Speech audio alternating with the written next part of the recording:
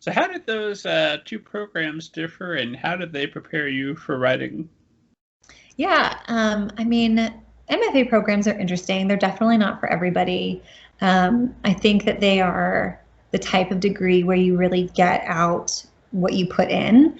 And I put in a lot to my MFA and to learning as much as I possibly could, which was a lot. You know, when I started the MFA program, I had never really thought critically very much about children's literature. I'd taken one class as an undergrad, but I had never really had the opportunity to think about children's literature as like a subject that I could, you know, read critically.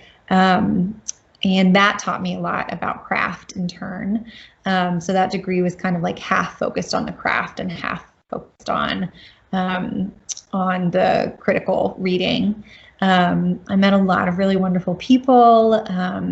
I learned a lot about the industry, which I had known nothing about, and had some mentors who were incredible and who opened doors for me, and who I'm still really close to today.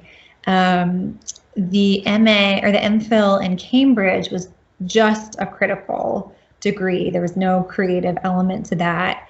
And it was fascinating because children's literature critics are very critical of children's literature, like as a construct, and they're very suspicious of children's authors. And there's kind of this sense that authors who choose children's literature are they're suspicious figures because you're pretending to be something that you're not. Like, it's the only genre that I can think of where the person who is writing it is by default not the person who is intended to read it. So it's almost like colonial in that way. So there is a good deal of suspicion about the motivations and the ideologies of children's authors. And so as someone who by that point was going to be a published author, it was really interesting to hear the academic perspective on the work that I was doing creatively. So I'm always curious with that. How do you allow that to benefit you and make sure that you're putting some best practices that you've learned, presumably from critically judging other writers' mistakes and saying, "Oh, well, don't do that," without sort of freezing yourself with, you know, every step's a wrong step because now I know all the mistakes I could make. How do I possibly find a path forward? Also, I'm suspicious. I should clearly be writing about adults anyway, I guess. So how do you make that useful without letting it freeze you? Yeah. That's a good question.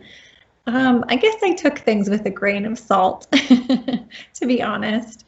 But it certainly did. There were points in I think at that point, I was still doing like my last round of edits with the Ethan I was before. And there were places where I would stop and think like, what is the implicit ideology of this particular passage? You know, so there were places that I could hear those voices, but because I was able to kind of keep things in perspective and take them all with a grain of salt, it wasn't ever something that, you know, made me feel like, what am I doing? I'm a monster.